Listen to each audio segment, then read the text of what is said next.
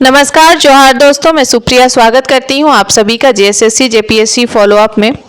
आज के सेशन में हम लोग देखने वाले हैं प्रैक्टिस सेट का 8वां नंबर का प्रैक्टिस सेट। इसके पहले हम 7 प्रैक्टिस सेट देख चुके हैं और अब आप लोगों के एग्जाम की तैयारी है। अब आप लोग एकदम अच्छे से प्रिपेयर हो जाइए, खुद को तैयार रखिए और मैं उम्मीद करती हूँ आप सबों की तैयारी काफ़ी अच्छे से चल रही होगी। बिना आप लोगों की तैयारी हो भी गई होगी तो अब ये प्रैक्टिस आप लोगों के लिए काफ़ी हेल्पफुल होने वाला है। आपके तैयारी को बूस्ट करने के लिए रिवीजन काफ़ी ज़रूरी है और उसके लिए प्रैक्टिस सेट्स एक अच्छा मीडियम है। देखिए, हमने ऑलमोस्ट संताल परगना के सभी जिलों के प्रैक्टिस सेट्स को देखा। आज हम लोग साहेबगंज का देखने वाले हैं, क्योंकि साहेबगंज का जो क्वेश्चन पेपर आया है चौकीदार भर्ती परीक्षा में ये थोड़ा डिफरेंट है। तो आप लोगों को हर तरह से प्रिपेयर रहना चाहिए कि कहीं से भी सवाल पूछे तो आप लोग घबराएं नहीं। और मैं आप लोगों को और बता दूं कि आप लोग काफ़ी समझदार हैं, पढ़े लिखे व्यक्ति हैं, काफ़ी अच्छे हैं आप लोग जब क्योंकि कोई शिक्षक है, अगर वो आपको पढ़ा रहा है तो वो जाहिर सी बात है ऐसे तो कुछ बता नहीं रहा है। तो आप लोग इस चीज़ों का ध्यान रखिए कि आप टीचर की कमी को बताइए कि हाँ यहाँ पे गलती है, लेकिन उसे मर्यादा में रह के, तो इससे शिक्षक को भी अच्छा लगेगा और आपको भी मर्यादा बनी रहेगी।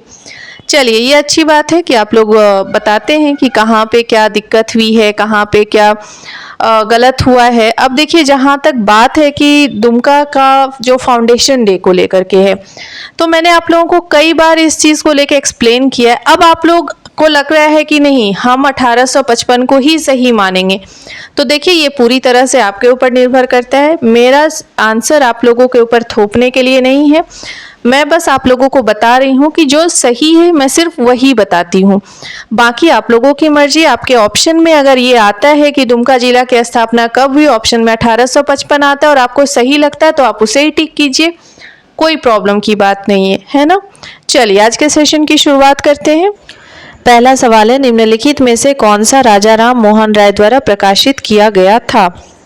देखिए, यहाँ पे आपके पास 4 ऑप्शंस दिए हुए हैं, इसमें से संवाद कुमौदी जो है ये सही है इसका जवाब। राजा राम मोहन राय के द्वारा प्रकाशित संवाद कुमौदी बंगाली में प्रकाशित हुआ था और इस पे इन्होंने विशेषकर सामाजिक सुधार और शिक्षा पर महत्व दिया था। ध्यान रखिएगा, ऑप्शन ए इसका सही जवाब है। को मिलेंगे, जैसे कि अभी आप लोगों ने देखा होगा कि देवघर का पैटर्न बिल्कुल अलग है, वैसा ही साहेबगंज जिला का जो चौकीदार भर्ती परीक्षा हुआ वहाँ का पैटर्न भी बिल्कुल अलग है।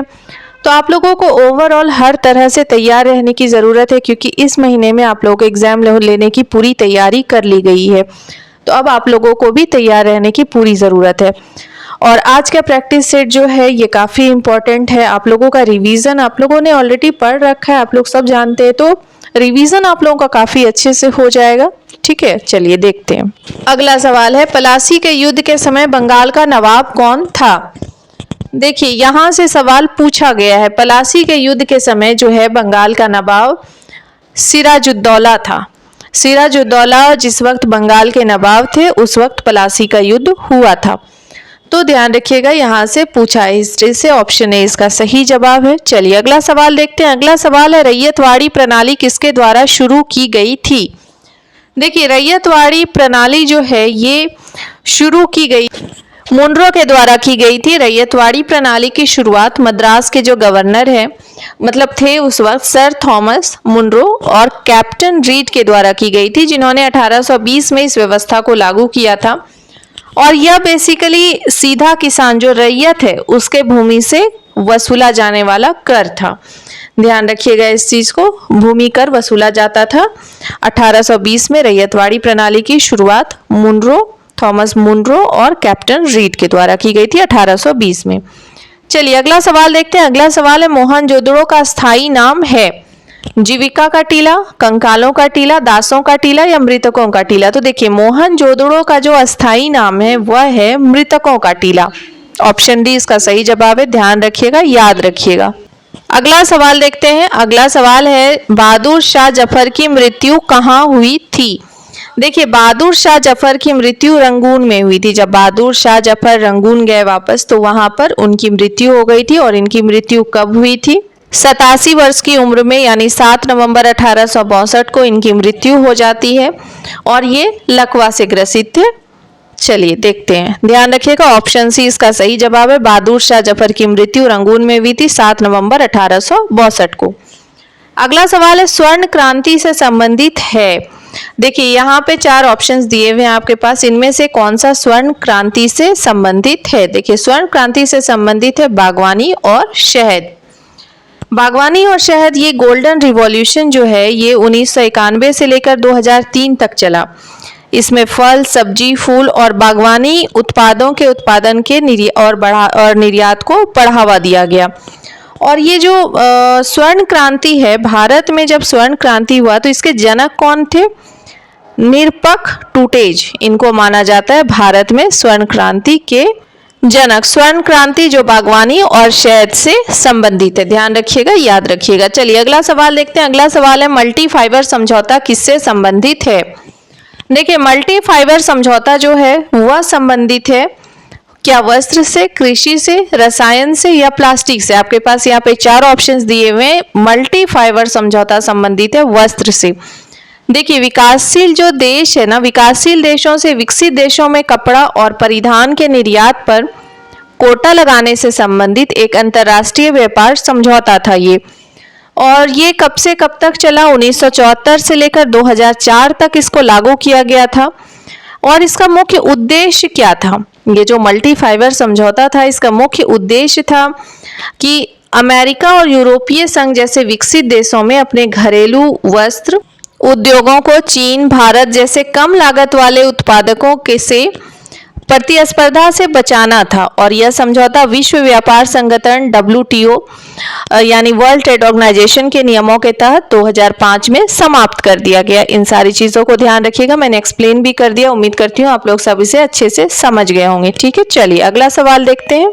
अगला सवाल है निम्नलिखित में से कौन मिश्रित अर्थव्यवस्था को स्पष्ट रूप से परिभाषित करता है।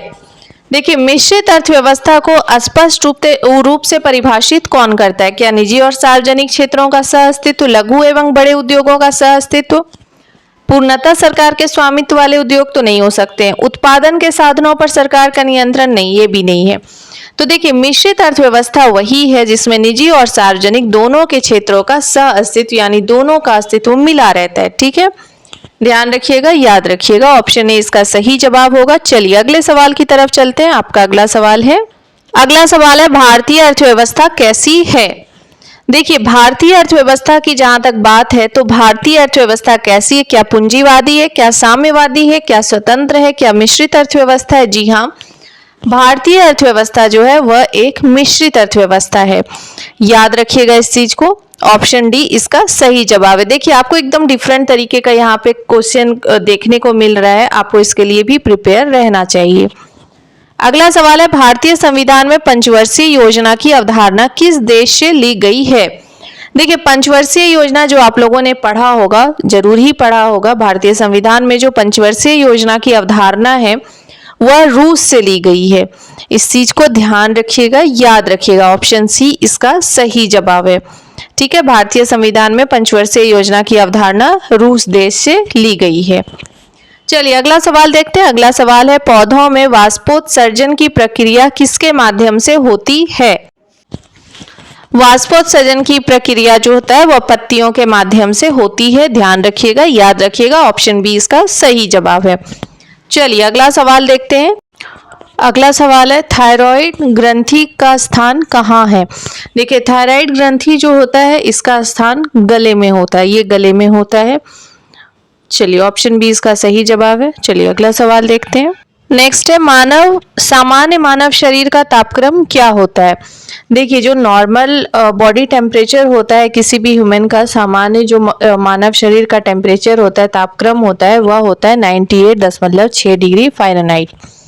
तो इसे ध्यान रखिएगा, याद रखिएगा, ये हमने पिछले भी प्रैक्टिस सेट में इसे देखा हुआ था, तो ये इंपॉर्टेंट है। ऑप्शन डी इसका सही जवाब होगा। सामान्य मानव शरीर का तापक्रम 98.6 डिग्री फ़ारेनहाइट होता है। अगला सवाल है ईडन गार्डन अवस्थित है, यानी ईडन गार्डन कहाँ पर स्थित है। आप सबों ने पढ़ा होगा, आप सबों को जानकारी होगी, ईडन गार्डन कोलकाता में है, यानी ऑप्शन डी इसका सही जवाब है। ईडन गार्डन कहाँ पर है? ईडन गार्डन कोलकाता में है, ऑप्शन डी इसका सही जवाब है। चलिए अगले सवाल की तरफ चलते हैं। अगला सवाल है रक्तचाप का मानक मान है। देखिए रक्तचाप का जो मानक मान होता है वह क्या है। रक्तचाप जिसे ब्लड प्रेशर कहते हैं, बीपी कहते हैं, उसका जो मान होता है वह 120/80 होता है। 120/80 है ये रक्तचाप का मानक मान है, ब्लड प्रेशर का मानक मान है। चलिए अगला सवाल देखते हैं। अगला सवाल है ईस्ट किसका महत्वपूर्ण स्रोत है। देखिए ईस्ट जो होता है यह प्रोटीन का भी स्रोत है और विटामिन बी का भी स्रोत है। तो अगर आपके ऑप्शन में प्रोटीन दिखता है तो प्रोटीन भी सही होगा, अगर आपके ऑप्शन में विटामिन बी दिखता है तो विटामिन बी भी इसका सही जवाब होगा। तो दोनों में से अगर कोई भी दिखता है तो वही इसका सही जवाब होगा। ईस्ट प्रोटीन और विटामिन बी का महत्वपूर्ण स्रोत है। चलिए अगला सवाल देखते हैं। अगला सवाल है ज्ञानपीठ पुरस्कार किस क्षेत्र में दिया जाता है। देखिए ज्ञानपीठ पुरस्कार जो है ना वह साहित्य के क्षेत्र में दिया जाता है, आप सबों को पता होगा। ऑप्शन ए इसका सही जवाब है, ज्ञानपीठ पुरस्कार साहित्य के क्षेत्र में दिया जाता है। चलिए ध्यान रखिएगा, याद रखिएगा। अगला सवाल देखते हैं। हमारा अगला सवाल है विद्युत धारा मापने के लिए उपयुक्त उपकरण है। आप सबों ने अभी 10th में पढ़ा होगा कि विद्युत धारा मापने के लिए किस उपकरण का प्रयोग किया जाता है। तो विद्युत धारा मापने के लिए एमीटर का प्रयोग किया जाता है, जिसे एम्पियर नामक इकाई में मापा जाता है। ध्यान रखिएगा, याद रखिएगा, विद्युत धारा मापने के लिए एमीटर का प्रयोग किया जाता है। चलिए नेक्स्ट देखते हैं। अगला सवाल है निम्नलिखित में से कौन सूर्य का ग्रह नहीं है। देखिए सूर्य का ग्रह इनमें से कौन सा नहीं है। इसमें से 4 ऑप्शन दिए हुए हैं, 4 ऑप्शन में से 3 ऑप्शन तो मुझे ऐसे दिख रहे हैं भैया जो सूर्य का ग्रह है, लेकिन सीरियस ऐसा कोई ग्रह नहीं है सूर्य का। तो हम लोग देखते हैं अब सूर्य के ग्रह कौन कौन से हैं। तो चलिए देखते हैं सूर्य के पास 8 ग्रह हैं, वे कौन कौन से हैं। तो सूर्य के चारों ओर बुध, शुक्र, पृथ्वी, मंगल, बृहस्पति, शनि, यूरेनस और नेपच्यून नामक 8 ग्रह घूमते हैं। तो पृथ्वी के इनमें से जो ऑप्शंस आपके पास दिए हुए हैं इनमें से एक ग्रह ऐसा है जो सूर्य के ग्रह में से नहीं आते, और सूर्य से दूरी के क्रम में सबसे पहले कौन आता है, बुध, और सबसे दूर में कौन है, नेपच्यून। ध्यान रखिएगा, याद रखिएगा, ठीक है। चलिए अगला सवाल देखते हैं। अब तक झारखंड से देखने को सवाल नहीं मिला था, अब झारखंड का हमारा पहला सवाल आ गया।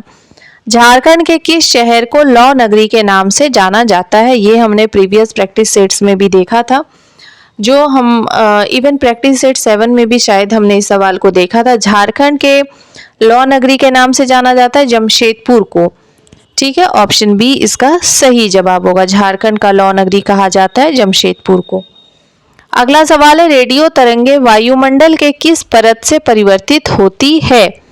देखिए रेडियो तरंगे जो है वह वायुमंडल के क्या क्षोभ मंडल, आयन मंडल, समताप मंडल, बहिर्मंडल। देखिए रेडियो तरंगे वायुमंडल के आयन मंडल से परिवर्तित होती है। जो भी पराबैंगनी किरणें होती है उसमें उसे वो परिवर्तित करती है। रेडियो तरंगे वायुमंडल के आयन मंडल के परत से परिवर्तित होती है। अगला सवाल देखते हैं। अगला सवाल है निम्न में से कौन सी रेखा झारखंड से होकर गुजरती है। देखिए आप सभी जानते हैं कि झारखंड से होकर के कौन सी रेखा गुजरती है भाई, तो वो कर्क रेखा है। ऑप्शन सी इसका सही जवाब है, झारखंड से कर्क रेखा गुजरती है। ध्यान रखिएगा, याद रखिएगा, इंपॉर्टेंट है। चलिए अगला सवाल देखते हैं। अगला सवाल है अंतर्राष्ट्रीय महिला दिवस कब मनाया जाता है। यहाँ पे आपका सवाल दिया हुआ है अंतर्राष्ट्रीय महिला दिवस मनाया जाता है, यानी कब मनाया जाता है। तो अंतर्राष्ट्रीय महिला दिवस 8 मार्च को प्रतिवर्ष मनाया जाता है। ध्यान रखिएगा, ऑप्शन बी इसका सही जवाब है, अंतर्राष्ट्रीय महिला दिवस 8 मार्च को प्रतिवर्ष मनाया जाता है। अगला सवाल है जमशेदपुर शहर किस नदी के दोआब पर बसा हुआ है। देखिए ये इंपॉर्टेंट है। जमशेदपुर शहर जो है ना वो दरअसल 2 नदी के किनारे पर बसा हुआ है। 2 नदी का जो मुहाना है वहां पर बसा हुआ है। खरकई नदी और स्वर्णरेखा नदी दोनों के संगम पर बसा हुआ है जमशेदपुर शहर। इसे याद रखिएगा, ध्यान रखिएगा, ऑप्शन सी इसका सही जवाब होगा, खरकई एवं स्वर्णरेखा नदी दोनों। चलिए अगला सवाल देखते हैं। अगला सवाल है 1908 के छोटा नागपुर काश्तकारी अधिनियम ने रोक लगाई, यानी 1908 के छोटा नागपुर काश्तकारी अधिनियम ने किस पर रोक लगाई। क्या वन उत्पाद के स्वतंत्र उपयोग पर, वनों के जलाने पर, बेटबेगारी पर नहीं, खूट कट्टी भूमि व्यवस्था पर काश्तकारी अधिनियम ने रोक लगाई। ऑप्शन डी सही जवाब है। चलिए अगला सवाल देखते हैं। संविधान सभा के प्रोटेम स्पीकर कौन थे? देखिए संविधान सभा के जो प्रोटेम स्पीकर थे, ये देखिए यहाँ से फिर आपका पॉलिटी से भी एक सवाल पूछा है। पॉलिटी से इसके पहले भी सवाल है, आगे भी देखने को मिलेगा। डॉक्टर राजेंद्र प्रसाद संविधान सभा के प्रोटेम स्पीकर थे। ऑप्शन ए इसका सही जवाब होगा, याद रखिएगा। चलिए अगला सवाल देखते हैं। अगला सवाल है 1992 के पंचायती राज अधिनियम के द्वारा महिलाओं को कितना प्रतिशत आरक्षण दिया गया? 1992 के पंचायती राज अधिनियम के द्वारा 33% महिलाओं को 33% का आरक्षण दिया गया, जिसे बाद में बढ़ाकर 50% भी किया गया। लेकिन 1992 के पंचायती राज अधिनियम के द्वारा महिलाओं को 33% का आरक्षण दिया गया था। अगला सवाल देखते हैं। अगला सवाल है निम्नलिखित में से कौन अस्पृश्यता अधिनियम से संबंधित नहीं है? नहीं है को जरूर आप लोग देखिएगा, मैं हमेशा बताती हूँ आप लोग, क्योंकि कई बार क्या होता है ना, हम एक्साइटमेंट में देखते हैं अच्छा ये तो सवाल का ये जवाब होगा, ऑप्शंस मुझे मिल रहे हैं तो मैं उसे करेक्ट कर दूं, ऐसा नहीं है। आप लोग ध्यान से देखिएगा, पंडित जवाहरलाल नेहरू अस्पृश्यता अधिनियम से संबंधित नहीं है, जबकि J.R. Phule, E.V. Ramaswamy Naicker, doctor B.R. Ambedkar ये सभी अस्पृश्यता अधिनियम से संबंधित हैं, लेकिन पंडित जवाहरलाल नेहरू इनसे संबंधित नहीं है। बाद में इसे अस्पृश्यता अधिनियम को बदलकर बाद में नागरिक अधिकार संरक्षण अधिनियम 1955 के नाम से जाना गया, इसे इस नाम को बदल दिया गया। ठीक है, ध्यान रखिएगा, याद रखिएगा। देखिए क्वेश्चन का स्टैंडर्ड काफ़ी अच्छा है, तो हो सकता है क्योंकि आप लोगों का एग्जाम लास्ट में हो दे रहा है, तो आप लोगों को हर तरह से प्रिपेयर रहने की ज़रूरत है। कहीं से भी सवाल पूछ सकता है, किसी भी प्रकार का स्टैंडर्ड हो सकता है। ठीक है, चलिए अगला सवाल देखते हैं। आपका अगला सवाल है यानी क्वेश्चन नंबर 29, भारत के संविधान के द्वारा किस प्रकार की नागरिकता प्रदान की जाती है? देखिए पॉलिटी से भी जो सवाल पूछा उसमें भी एक स्टैंडर्ड है, तो आप लोग देखिएगा काफ़ी अच्छे। अगर आप लोग पढ़ के जाएंगे तो और इस तरह के क्वेश्चंस आएंगे तो जरूर आप लोग बना देंगे। भारत के संविधान के द्वारा एकल नागरिकता प्रदान की जाती है, ध्यान रखिएगा, ऑप्शन सी इसका सही जवाब है। अगला सवाल अब आपके जिला से है। दुमका जिला के साथ और किन जिलों का निर्माण हुआ था? देखिए जब दुमका जिला का निर्माण हुआ था ना, दरअसल दुमका जिला जब स्वतंत्र रूप से जिला बना, मैं तब की बात कर रही हूँ, तो उस वक्त संताल परगना 4 भागों में विभाजित हुआ। और वे 4 भाग कौन कौन से बने? गोड्डा, देवघर, राजमहल, और कौन सा बना? पाकुड़। लेकिन फिर बाद में राजमहल से आपका ये होकर राजमहल और पाकुड़ से मिलकर साहेबगंज बना।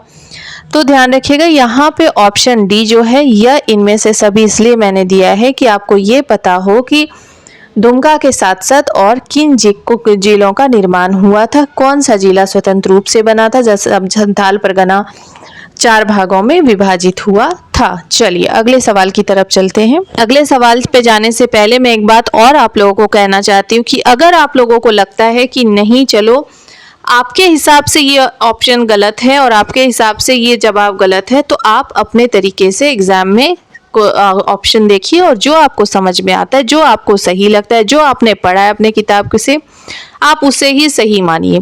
मैं अपने आंसर को आप लोगों पे थोप नहीं रही हूँ, मैं सिर्फ आप लोगों को अपनी जानकारी बता रही हूँ कि जो सही है मैं सिर्फ वही बता रही हूँ। ठीक है, आप लोग ध्यान रखिएगा। चलिए अगले सवाल की तरफ चलते हैं। आप लोगों का सबसे ज्यादा कंफ्यूजन दुमका जिला के स्वतंत्र जिला बनने से है, तो आप लोग इसके बारे में मैं फिर भी कहूँगी आप लोग रिसर्च कर लीजिए। ठीक है, अगला सवाल है झारखंड के किस जिले से होकर गंगा नदी प्रवाहित होती है?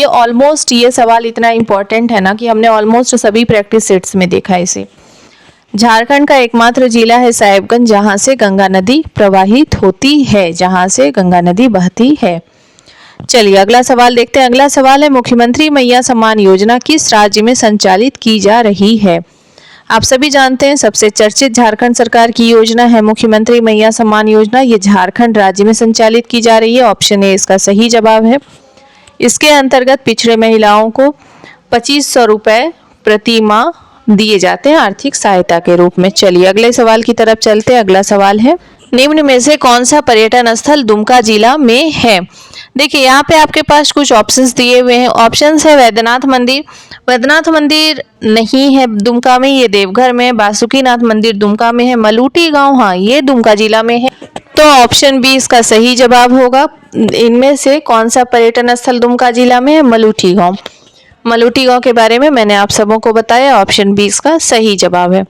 अगला सवाल है, क्षेत्रफल की दृष्टि से संताल परगना प्रमंडल का सबसे बड़ा जिला कौन सा है? देखिए ये तो इम्पोर्टेंट है, संताल परगना प्रमंडल का क्षेत्रफल की दृष्टि से सबसे बड़ा जिला कौन सा है? दुमका जिला, और इसीलिए ये झारखंड की उपराजधानी भी है। ध्यान रखिएगा, याद रखिएगा, ऑप्शन ए इसका सही जवाब है। चलिए अगला सवाल देखते हैं। अगला सवाल है, प्रसिद्ध स्वतंत्रता सेनानी सिद्धू कान्हू झारखंड के किस प्रखंड से संबंधित है? देखिए यहाँ पे एक चीज ध्यान रखिएगा, आपको जिला नहीं पूछा है, आपको सीधा प्रखंड पूछा है। तो किस प्रखंड से संबंधित है? बरहेट प्रखंड से संबंधित है। और ये बरहेट प्रखंड कहाँ पर है? साहेबगंज जिला में। बरहेट प्रखंड साहेबगंज जिला में है, और सिद्धू कान्हू झारखंड के जो स्वतंत्रता सेनानी थे वो बरहेट प्रखंड से थे। अगला सवाल है, दुमका रेलवे स्टेशन किस रेलवे मंडल के अंतर्गत आता है? देखिए दुमका रेलवे स्टेशन जो है ना, इस टाइप के सवाल हो सकता है आप लोग एग्जाम में बने, तो थोड़ा ध्यान से देखिएगा। दुमका रेलवे स्टेशन जो है ना वो आसनसोल रेलवे मंडल के अंतर्गत आता है। बाकी के ऑप्शंस भी आपको देखने में सिमिलर लग रहे हैं, लेकिन Dumka railway station Asansol railway मंडल के अंतर्गत आता है। चलिए अगला सवाल देखते हैं। अगला सवाल है, निम्नलिखित में से असंगत अक्षर समूह को छांटिए। देखिए यहाँ पे एक रीजनिंग का सवाल है और ये काफी इजी है। देखिए इसमें क्या है ना कि इसमें से 4 ऑप्शन दिए हुए हैं, 4 में कोई भी 3 है जो एक समान है, एक है जो अलग है। सॉल्व आपको करना है, आप सॉल्व करके इसे जरूर बनाइएगा, अपने नोटबुक में प्रैक्टिस कीजिएगा। जैसे DWHS है तो D और W, D होता है इधर से 4th नंबर पे और W होता है Z से 4th नंबर पे। तो और HS है, H इधर से होता है आपका 8 नंबर पे और S उधर से होता है 8 नंबर पे। तो इस तरीके से आ रहे हैं, लेकिन जो ऑप्शन सी है वो करेक्ट नहीं है, वो मैच नहीं हो रहा है। तो आप लोग इसे ध्यान रखिएगा, इसे जरूर सॉल्व कर लीजिएगा। चलिए अगले सवाल की तरफ चलते हैं। अगला सवाल आपका मैथ्स का है। अगला सवाल नंबर सीरीज का है 2, 10, 26 और 50।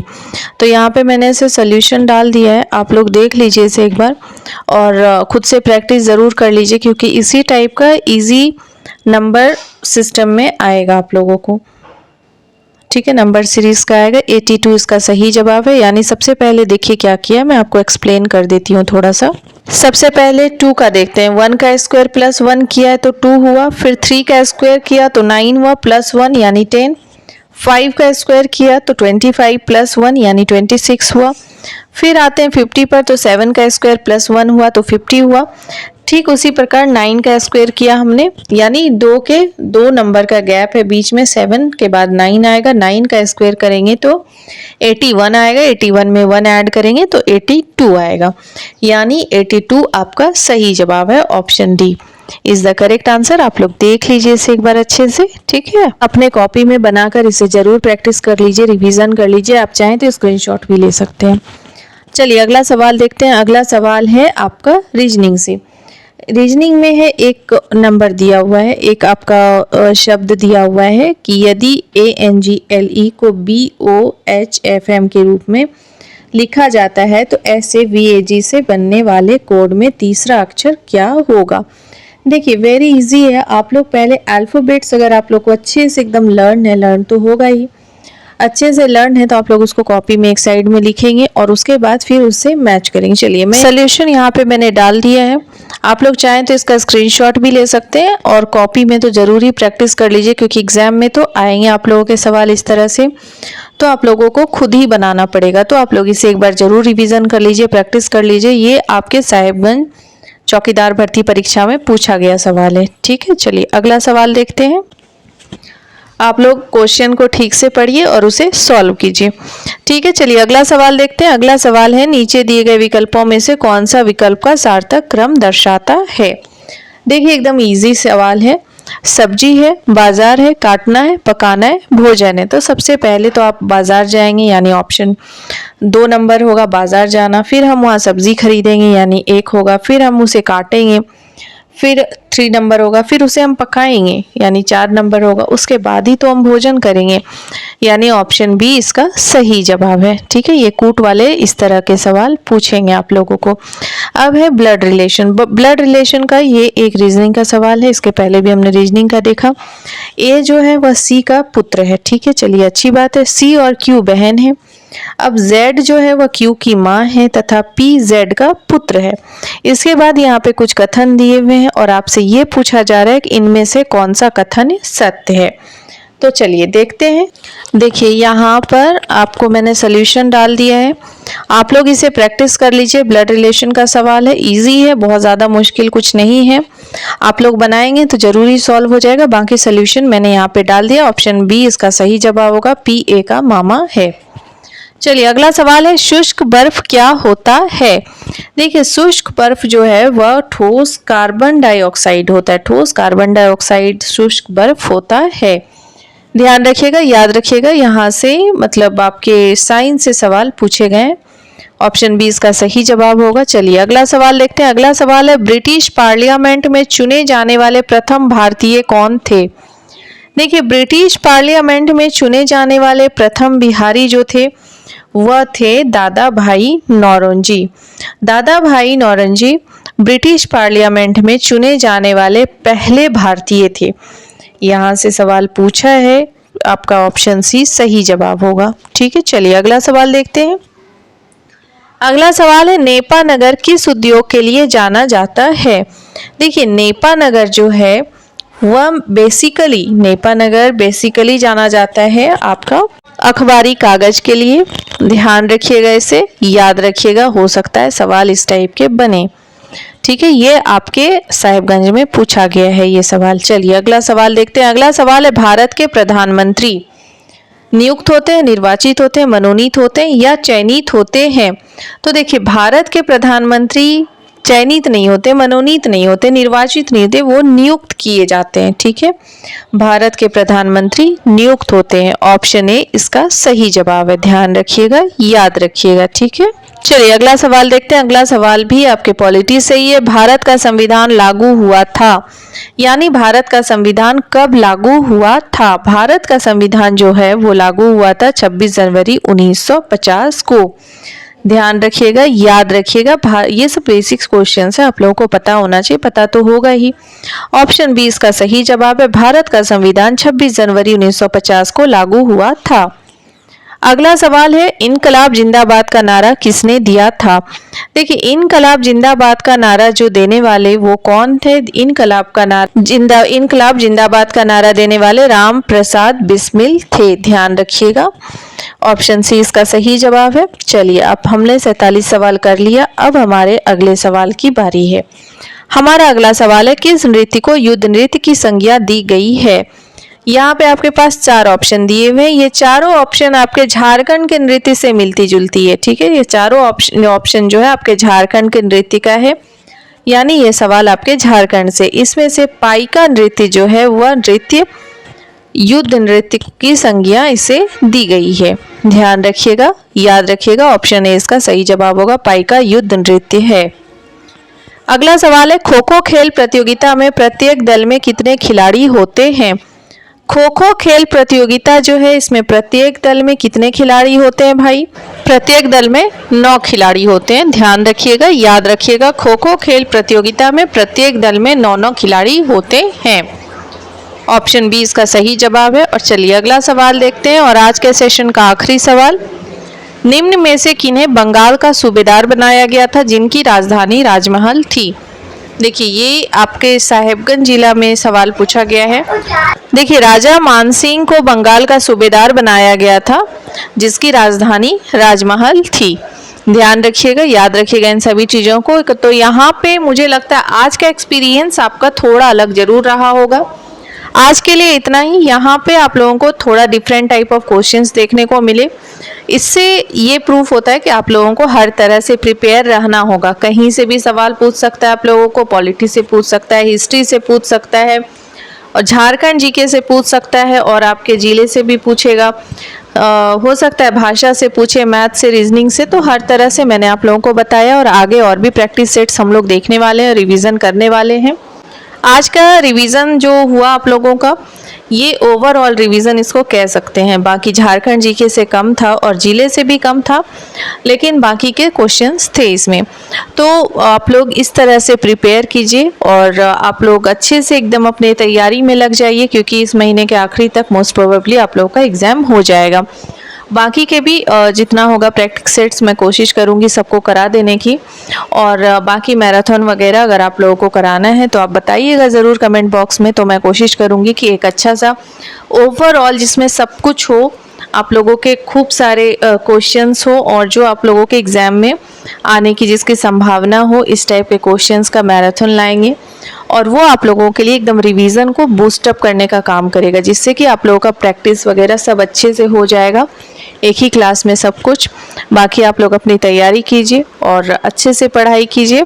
चलिए मिलते हैं अगले सेशन में एक नए टॉपिक के साथ। अपने फ्रेंड्स के साथ ज़रूर शेयर कर दीजिए, ताकि जो भी दुमका चौकीदार भर्ती परीक्षा के लिए तैयारी कर रहे हैं, इससे उन्हें भी तैयारी करने में थोड़ी और आसानी हो जाए, थोड़ा और बूस्टअप मिल जाए। Thank you everyone. मिलते हैं अगले सेशन में नए टॉपिक